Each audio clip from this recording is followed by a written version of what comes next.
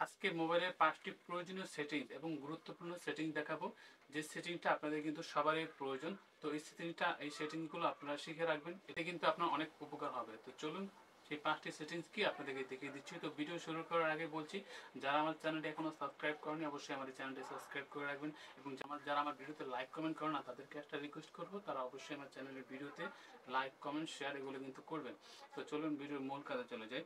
তো number one যে সেটিংসটা রয়েছে, আপনার ফোনের লক অবস্থায় ডিসপ্লেতে নাম শো করা। তো সেটা কিভাবে করবেন আপনাদেরকে আমি দেখিয়ে দিচ্ছি।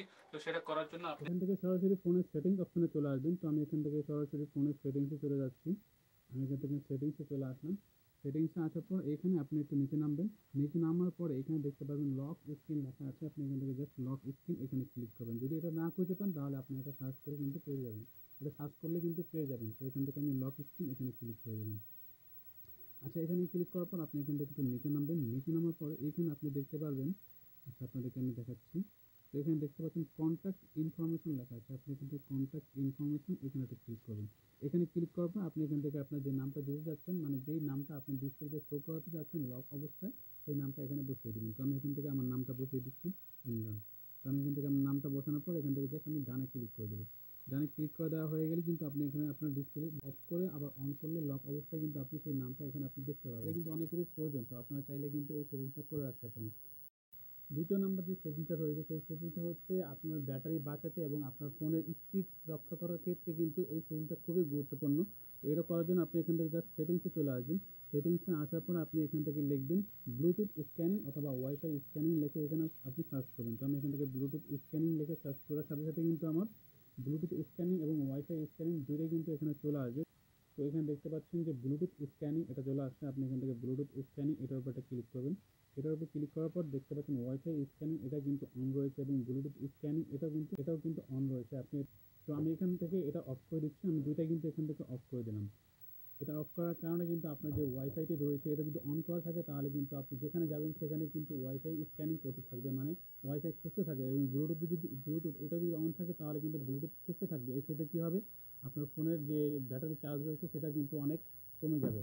এই সেটিংসটা কিন্তু সবারই প্রয়োজন। তো আপনি এই সেটিংসটা অবশ্যই করে রাখবেন। তো এখন আপনাদের যে তৃতীয় নাম্বার যে সেটিংসটা দেখাবো, কিছু আপনি যদি ট্রান্সফার করতে চান অথবা আপনার ফোনে আনতে চান সেক্ষেত্রে কিন্তু আমরা কী করি, শেয়ার ইট ব্যবহার করি। এখন কিন্তু আর শেয়ার ইট ব্যবহার করতে হবে না। এখন চাইলে কিন্তু আপনি নেয়ার বাই শেয়ার দিয়ে কিন্তু আপনি খুব সহজেই কিন্তু আপনার অন্য ফোন থেকে আপনার ফোনে কিন্তু খুব সহজেই কোনো ডাটা, ফটো, ভিডিও বা আপনি যে সকল ইম্পর্টেন্ট যে গুরুত্বপূর্ণ যে ফাইল রয়েছে সেগুলো আনার জন্য কিন্তু আপনি এই মাধ্যমটা ব্যবহার করতে পারেন। তো এখান থেকে আপনি কী করবেন, এখান থেকে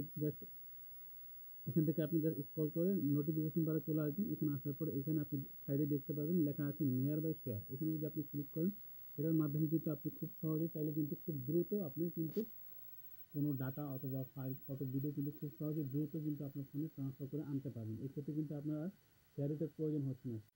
শেয়ারেরটা কিন্তু একটা ঝামেলা, কারণ এটা আপনাকে ইনস্টল করতে হবে, এটা আপনার ফোনের মেমোরি খায়। এক্ষেত্রে কিন্তু আপনার ফোনটি কিন্তু কিছু স্টোরও করতে পারে। তো সেক্ষেত্রে আপনি এই অপশনটা, মানে এই মাধ্যমটা ব্যবহার করলে কিন্তু আপনি খুব সহজে কিন্তু আপনি ফোনটাকে ফোনটাকে সুরক্ষিত এবং হ্যাং হওয়ার হাত থেকে রক্ষা করতে পারবেন। তো ৪ নম্বর যে সেটিংসটা রয়েছে সেটা কিন্তু খুবই গুরুত্বপূর্ণ আপনাদের জন্য।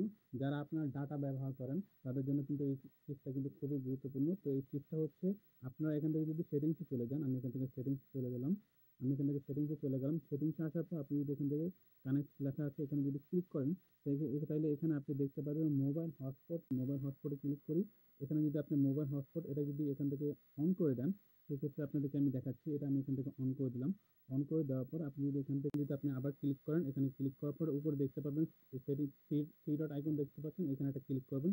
আপনাদের ক্ষেত্রে এরকম নাও থাকতে পারে। তো এখানে আপনি দেখতে পাবেন টাইম আউট সেটিংস কোথায় লেখা আছে। আপনি এখানে জাস্ট টাইম আউট সেটিং এখানে ক্লিক করবেন।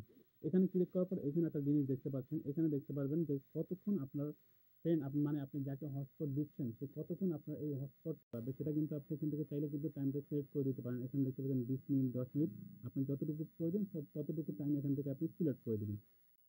অনেক ফোনে আবার রয়েছে যে এমবির একটা সিস্টেম রয়েছে। সেখানে এমবি অথবা জিবির একটা সিস্টেম রয়েছে। আপনি চাইলে কিন্তু 5 এমবি, 10 এমবি অথবা 2 জিবি, 3 জিবি আপনি যতটুকু পারেন ততটুকুই কিন্তু একটা লিমিট করে রাখতে পারেন। সেক্ষেত্রে কি হবে, আপনার ফ্রেন্ড অথবা আপনি যাকে হটস্পট দিচ্ছেন সে কিন্তু তার অতিরিক্ত কোনো এমবি বা কোনো এমবি ব্যবহার করতে পারবে না। এটা কিন্তু খুবই একটা গুরুত্বপূর্ণ সেটিং। আপনাদের যাদের প্রয়োজন তো এই সেটিংসটা আপনারা ব্যবহার করতে পারেন। 5 নাম্বার যে সেটিংসটা দেখাবো সেটা হচ্ছে আপনি সারাদিনে কতক্ষণ ইন্টারনেট ব্যবহার করেছেন, কতক্ষণ ইউটিউব চালিয়েছেন, কতক্ষণ ফেসবুক চালিয়েছেন, এটা কিন্তু আপনি এখান থেকে চাইলে খুব সহজেই দেখতে পারবেন। এটা দেখার ক্ষেত্রে কিন্তু আপনার মোবাইলের যে আসক্তিটা রয়েছে সেটা কিন্তু আপনি খুব সহজে কম সময়ে কমাতে পারবেন।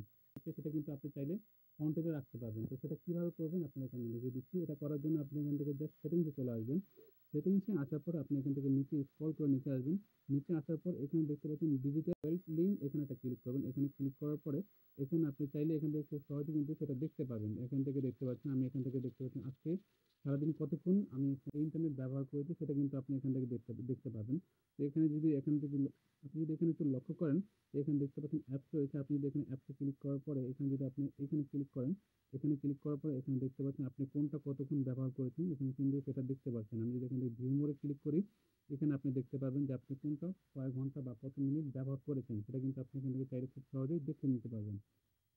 তো এখানে দেখতে পাচ্ছেন আমি আজকে সারাদিন কিন্তু 57 মিনিট আমি ইউটিউব ব্যবহার করেছি, 48 মিনিট ফেসবুক ব্যবহার করেছি এবং স্টুডিও এটা কিন্তু 23 মিনিট, সেটিংসে আমি 8 মিনিট ছিলাম, ফটোতে 3 মিনিট ছিলাম। আপনি কিন্তু সবগুলো এখান থেকে দেখতে পারবেন কোথায় কত মিনিট আপনি কোন অ্যাপ কত মিনিট আপনি ব্যবহার করেছেন। এটা কিন্তু চাইলে আপনি আপনার লিমিটের পর্যায়ে কিন্তু আপনি একটা লিমিট করে রাখতে পারেন যে আমি এতক্ষণ ফেসবুক অথবা ইউটিউব অথবা ইন্টারনেট ব্যবহার করবো, এতটুকু আপনি এখান থেকে লিমিট রাখতে পারবেন। এখানে চাইলে আসলে কিন্তু আপনি খুব সহজে কিন্তু দেখতে পারবেন যে আপনি কতক্ষণ আপনি এই ইন্টারনেট ব্যবহার করেছেন। এটা কিন্তু সবারই কিন্তু খুব গুরুত্বপূর্ণ, কারণ এই সেটিংসের মাধ্যমে কিন্তু আপনি চাইলে আপনার ফোনে যে আসক্তিটা রয়েছে আপনি কিন্তু আস্তে আস্তে কন্ট্রোল করতে পারবেন।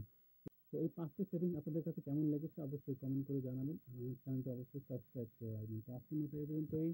দেখা হচ্ছে অন্য কোনো নতুন ভিডিওতে। সে পর্যন্ত ভালো থাকবেন, সুস্থ থাকবেন। খোদা হাফেজ।